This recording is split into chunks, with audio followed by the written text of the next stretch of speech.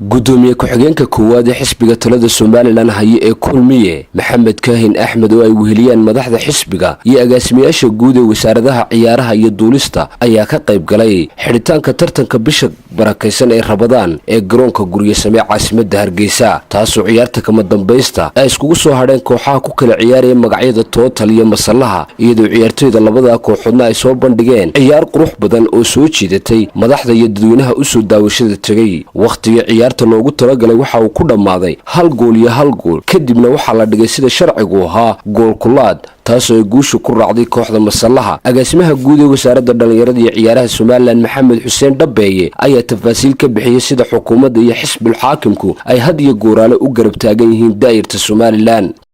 halka waxa ka muuqata runtii la xajaclada xisbiga kulmiye iyo xukuumadda maanta talada haysaaba ay u qabaan dhalinyarada reer Soomaaliland waynu u mahadnaqaynaa gudoomiyaha aad iyo aad baynu uga mahad celinaynaa waqtigooda qaaliga ah ee halkan maanta inoogu yimaadeen waxaan aad iyo aad ugu faraxsanahay dhalinyarada sida fiican ee quruxda badan ay u soo dhaweynayeen maalintii hore iyo maantaba gudoomiyaha golaha dhexe xisbiga kulmiye Jaamac Shabeel ayaa dhankiisa iftiimiyay sida dhalinyarada Soomaaliland ay muuhibo fiican ugu leeyihiin ciyaarta kubadda cagta rajab fiican baa iga muuqatay dhalinyarada ciyaaraysay waxay diilo badan bay gelisay in sportskeenu uu gaari karo heer wanaagsan oo mustaqbal leh waxaan rajaynayaa guul waxaan ugu balqaabaynaa in halkaa ka sii socdo Maxamed Kaahin Axmed gudoomiye ku-xigeenka koowaad ee xisbiga xaakimka kulmiye ayaa sharaxay qiimaha ciyaaruhu ay u leeyihiin isdhexgalka bulshada isagoo gudoomiye ku-xigeenku hambalyeeyay labada kooxood ee kaalinta koowaad iyo kaalinta labaad kala galay aad iyo aad baan u hambalyeeynaa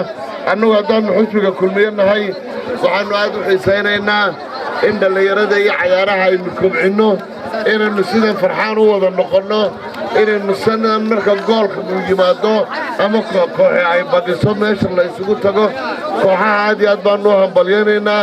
koobka maanta qaadanaya jahaysada koobkana aad iyo aad baanu u hambalyeynaynaa